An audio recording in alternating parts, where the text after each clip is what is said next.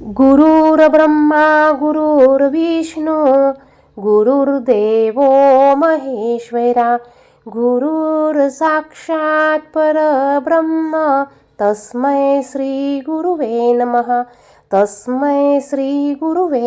नमस्कार. श्री स्वामी समर्थ सर्वांना. तुमच्या सर्वांचं पुन्हा एकदा आपल्या ह्या यूट्यूब चॅनलवर खूप खूप स्वागत आहे. स्वामी महाराज तुमच्या सर्वांच्या सर्व चांगल्या इच्छा पूर्ण करोत ही स्वामींचरणी प्रार्थना करते आणि आजच्या या सुंदर व्हिडिओला सुरुवात करते. आपण सर्वजण ज्या दिवसाची आतुरतेने वाट पाहत असतो असा हा गुरुपौर्णिमेचा दिवस 21 जुलै रविवार या दिवशी आहे. 2024 मध्ये गुरुपौर्णिमा ही 21 जुलै 2024 या दिवशी आहे आणि सर्व स्वामी भक्त या दिवसाची आतुरतेने वाट बघत असतं.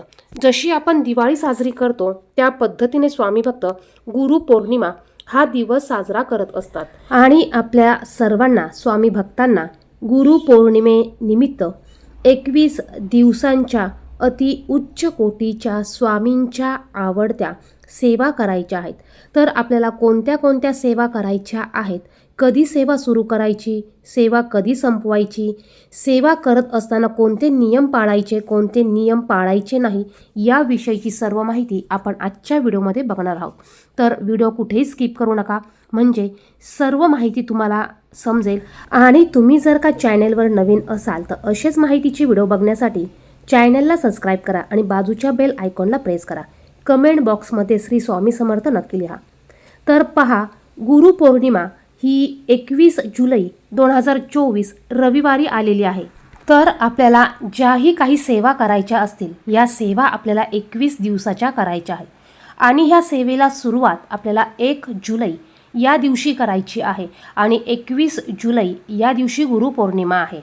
तर सर्वात पहिली सेवा म्हणजे स्वामींची सर्वात आवडती सेवा ती म्हणजे स्वामीचरित्र सारामृत.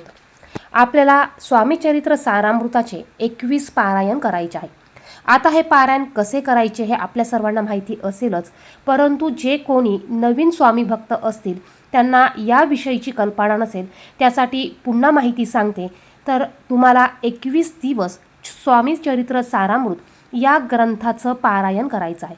तुम्हाला एका दिवसाला या ग्रंथातील 1 ते 21 अध्याय हे संपूर्ण वाचन करायचे आहे. तुम्हाला यासाठी स्वामीचरित्र सारामृत ही पोथी किंवा हा ग्रंथ लागणार आहे आणि हा ग्रंथ तुम्ही तुमच्या जवळच्या स्वामींच्या केंद्रातून मठातून उपलब्ध करू शकतात. ह्या सेवा आपल्याला 1 जुलैपासून चालू करायच्या आहे. आणि बघा, आज 25 तारीख आहे, तर तुम्ही या 4 ते 5 दिवसामध्ये तुम्ही हा ग्रंथ उपलब्ध करून घ्या किंवा तुम्ही हा ग्रंथ केंद्रातून विकत आणून घ्या. आता ह्या सेवा करताना तुम्हाला माहिती आहेच, यामध्ये 1 ते 21 अध्याय दिलेले आहे. हे अध्याय संपूर्ण आपल्याला या एका दिवसात एका बैठकीत वाचन करायचे असतात. याला एक संपूर्ण पाठ असे म्हणतात. असे पाठ आपल्याला 21 दिवसात 21 पाठ करायचे आहे, तेव्हा आपलं 21 पारायण हे पूर्ण होतं. आता तुम्हाला पहिल्या दिवशी फक्त संकल्प सोडायचा आहे. पहिल्या दिवशी तुम्हाला खडीसाखर आणि नारळ स्वामींच्या मंदिरात केंद्रात तुम्हाला जाऊन ठेवून यायचं आहे. जर का तुमच्या घराजवळ स्वामींचं मंदिर नसेल, केंद्र नसेल, तर तुम्ही पहिल्या दिवशी तुमच्या घरात असलेल्या स्वामींच्या मूर्तीसमोर किंवा फोटोसमोर तुम्ही खडीसाखर आणि नारळ ठेवा आणि तुम्हाला जेव्हा वेळ मिळेल त्यावेळी तुम्ही दत्ताच्या मंदिरात जाऊन खडीसाखर आणि हा नारळ ठेवून यायचा आहे. तुमच्या घराजवळ जरी स्वामींचं मंदिर नसेल तरी देखील बघा, प्रत्येकाच्या घरापाशी दत्ताचं मंदिर असतंच आणि दत्ताच्या मंदिरात तुम्ही ही खडीसाखर आणि एक नारळ ठेवलं तरी चालणार आहे. पहिल्या दिवशी तुम्हाला महाराजांसमोर बसायचं आहे, खडीसाखर आणि नारळ ठेवायची आहे. त्यानंतर तुम्हाला पहिल्या दिवशी फक्त संकल्प सोडायचा आहे. तुमच्या जीवनात ज्याही काही समस्या असतील, तुम्हाला ज्याही काही अडचणी असतील, त्या सर्व अडचणी तुम्हाला स्वामींना सांगायच्या आहे. पहिल्या दिवशी तुम्ही सर्व तुमच्या अडचणी स्वामींना सांगायच्या आहे.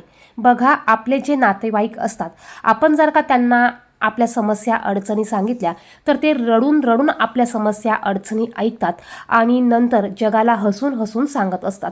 त्यासाठी आपण आपल्या समस्या अडचणी आपल्या इतरांना कोणालाही न सांगता तुम्ही स्वामींजवळ तुमच्या समस्या सांगा, अडचणी सांगा बघा, यातून मार्ग दाखवण्याचं काम हे आपले स्वामी महाराज करणार आहेत. तर पहिल्या दिवशी तुमच्या ज्या पण अडचणी असतील, ज्या पण समस्या असतील, त्या सर्व स्वामींना सांगा. ज्या कारणासाठी तुम्ही ही सेवा करणार आहात, ती समस्या, ते कारण, ती इच्छा तुम्ही स्वामींना सांगा. तुम्हाला फक्त संकल्प पहिल्या दिवशी सोडायचा आहे आणि तुम्हाला ह्या सर्व गोष्टी पहिल्या दिवशीच स्वामींना सांगायच्या आहे. दररोज तुम्हाला रडत स्वामींना ह्या गोष्टी सांगायच्या नाही आहे. पहिल्या दिवशी संकल्प सोडत असताना तुम्हाला संकल्पामध्ये अखंड हा शब्द वापरायचा नाही आहे. संकल्प सोडताना तुमचं नाव घ्या, हातामध्ये पाणी घ्या, अक्षता घ्या, थोडेसे फुलाच्या पाकळ्या घ्या आणि तुम्हाला सुरुवातीला खाली एक प्लेट किंवा ताट घ्यायचं आहे. तुम्हाला तुमचं नाव सांगायचं आहे, गोत्र सांगायचं आहे आणि तुम्ही हे पारायण किंवा तुम्ही ही सेवा कोणत्या गोष्टीसाठी, अडचणीसाठी करत आहात ते तुम्हाला स्वामी महाराजांना सांगायचं आहे आणि ती पूर्ण होऊ दे किंवा ही सेवा माझी निर्विघ्नपणे पूर्ण होऊ दे अशी प्रार्थना तुम्हाला स्वामींना करायची आहे.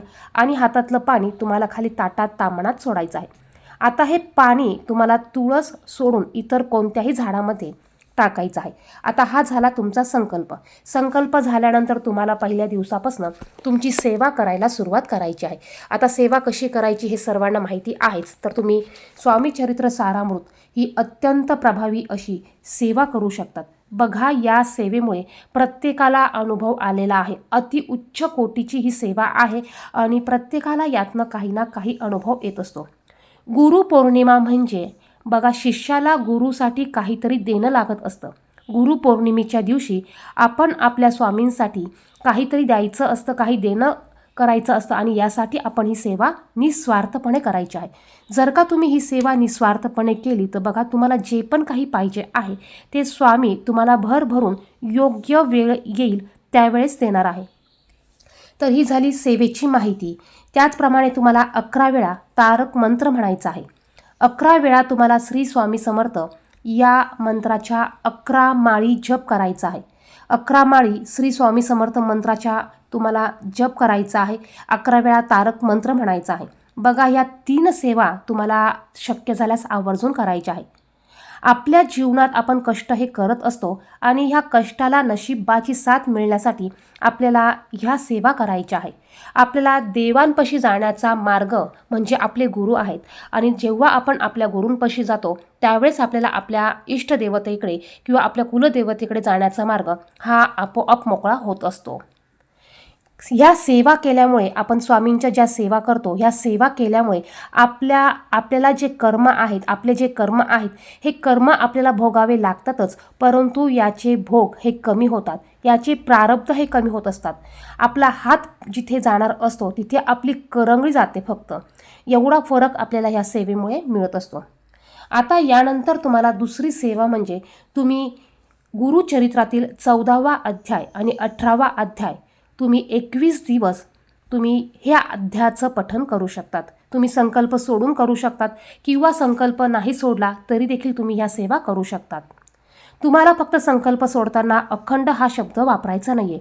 कारण बघा, महिलांना मासिक धर्म असतो, पिरियड्स असतात, त्यामुळे सेवेमध्ये खंड पडतो किंवा पडू शकतो किंवा महिलांना घरातले अनेक कामं असतात, काही अडचणी आल्या किंवा आजारपण आलं किंवा कुठे बाहेरगावी जावं लागलं तर तुमचा खंड पडू शकतो. त्यासाठी तुम्हाला संकल्प सोडताना मी ही सेवा 21 दिवस करणार आहे असं फक्त तुम्हाला बोलायचं आहे. ही सेवा अखंड 21 दिवस करणार आहे असं तुम्हाला बोलायचं नाही आहे. अखंड शब्द वापरला तर तुम्ही त्यामध्ये बांधल्या जातात आणि महिलांकडनं ही सेवा अखंड होऊ शकत नाही. मध्ये 1 दिवसाचा 2 दिवसाचा गॅप हा येतच असतो. त्यासाठीच हा व्हिडिओ मी लवकर बनवत आहे की जेणेकरून जर का ज्या महिलांचे पिरियड्स मध्ये येणार असेल त्यांनी ही सेवा तुम्ही ज्या वेळेस हा व्हिडिओ बघणार आहे त्या दिवसापासून जरी करायला चालू केली तरी चालणार आहे. असं काही नाही की तुम्ही 1 जुलैलाच ही सेवा चालू केली पाहिजे, असं काही नाही. तुम्ही ही सेवा 26 तारखेला, 27 तारखेला, 28 तारखेला, 29 तारखेला करू शकता. म्हणजे बघा, ज्यांचे पिरियड्स च्या डेट किंवा तारखामध्ये येणार असेल त्या महिलांनी ह्या सेवा लवकर सुरू केल्या तरी चालणार आहे. तुम्हाला फक्त ह्या सेवेची सांगता ही 21 जुलैला गुरुपौर्णिमेच्या दिवशी करायची आहे.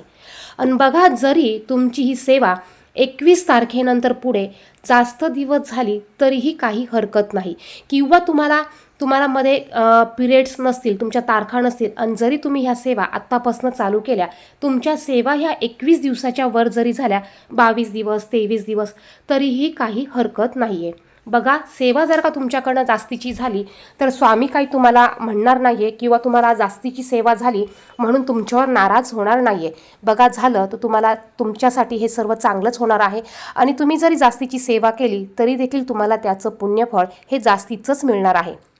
तुम्हाला फक्त सेवा करताना मनापासून पूर्ण श्रद्धेने सेवा करायची आहे. बघा, तुम्ही ज्याही काही स्वामींच्या सेवा करत असाल याचं फळ एका एक दिवस आपल्याला हे 100% मिळत असतं. आता ह्या सेवा करत असताना काही नियम आहेत. ते म्हणजे बघा, तुम्हाला ह्या सेवा करत असताना मांसाहार हा कडकडीत वर्ज्य करायचा आहे. तुम्ही अजिबात नॉनव्हेज खायचं नाही आहे. तुम्ही तुमच्या घरामध्ये नॉनव्हेज बनवू शकतात, इतरांना खायला देऊ शकतात, परंतु जी व्यक्ती सेवा करणार आहे तिने अजिबात 21 दिवस नॉनव्हेज खायचं नाही आहे. आता ब्रह्मचर्याचं पालन करण्याची गरज नाही आहे. तुम्ही जर का संतान प्राप्तीसाठी ही सेवा करत असाल तर तुम्हाला ब्रह्मचर्याचं पालन अजिबात करण्याची गरज आहे. हा, ज्यांची इच्छा असेल त्यांनी ब्रह्मचर्याचं पालन केलं तरी चालेल, परंतु संतान प्राप्तीच्या इच्छेसाठी तुम्हाला अजिबात ब्रह्मचर्याचं पालन करण्याची गरज नाही आहे. बाकी तुम्हाला इतर कोणतेही नियम नाही आहे. शक्य झाल्यास तुम्ही बाहेरचं अन्न वर्ज्य करायचं आहे. जेवढं तुम्हाला तुमच्या घरातील अन्न ग्रहण करता येईल तेवढं तुमच्या घरातील अन्न ग्रहण करायचं आहे. चुकून जर का बाहेरचं तुम्हाला खावं लागलं तर तुम्हाला गायत्री मंत्र 3 वेळा म्हणायचा आहे आणि मग तुम्हाला हे अन्न सेवन करायचं आहे.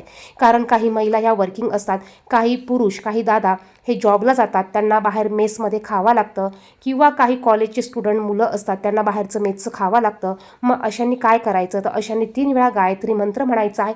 त्यानंतर तुम्हाला जेवण हे करायचं आहे. आता यानंतर तुम्ही दत्तबाबांनी, बघा दत्तबाबांनी सर्वांना माहिती आहेच, ती तुम्ही दररोज 11 वेळा वाचन करायचे आहे. असं 21 दिवस तुम्हाला दत्तबाबांनी रोज 11 वेळा पठण करायचे आहे. तर ह्या सेवा तुम्हाला 21 दिवस करायच्या आहे. या व्यतिरिक्त तुम्ही तारक मंत्राचं अनुष्ठान करू शकतात. या व्यतिरिक्त तुम्हाला स्वामी चरित्र सारामृत याचे 21 पारायण, 21 पाठ करणं शक्य नसेल तर तुम्ही 7 पाठ करू शकतात, तुम्ही 11 पाठ करू शकतात. म्हणजे बघा, न करण्यापेक्षा तुम्हाला जीही काही सेवा करणं शक्य असेल ती सेवा तुम्ही थोडासा टायमिंग देऊन करायची आहे. किंवा फक्त तुम्ही रोज 11 माळी श्री स्वामी समर्थ या मंत्राचा जप 21 दिवस करायचा आहे. तर बघा, ह्या सेवा करत असताना आपल्याला स्वामी महाराजांच्या रोजच्या नित्यसेवा जी आहे ती सेवा आपल्याला दररोज न चुकता करायची आहे आणि त्या सेवा करून आपल्याला ह्या सेवा करायच्या आहेत. तर गुरुपौर्णिमा आपल्याला कशी साजरी करायची आहे, गुरुपौर्णिमा कधी आहे, गुरुपौर्णिमेचा मुहूर्त किंवा टायमिंग काय असेल याविषयीचा व्हिडिओ लवकरच आपल्या चॅनेलवर येईल. यासाठी तुम्ही आपल्या चॅनेलला सबस्क्राईब करा, बाजूच्या बेल आयकॉनला प्रेस करा, कमेंट बॉक्समध्ये श्री स्वामी समर्थ नक्की लिहा. आणि जर का तुमचे काही आणखीन प्रश्न असतील, तुम्हाला आणखीन काही माहिती हवी असेल तर कमेंट बॉक्समध्ये नक्की विचारा. धन्यवाद. श्री स्वामी समर्थ.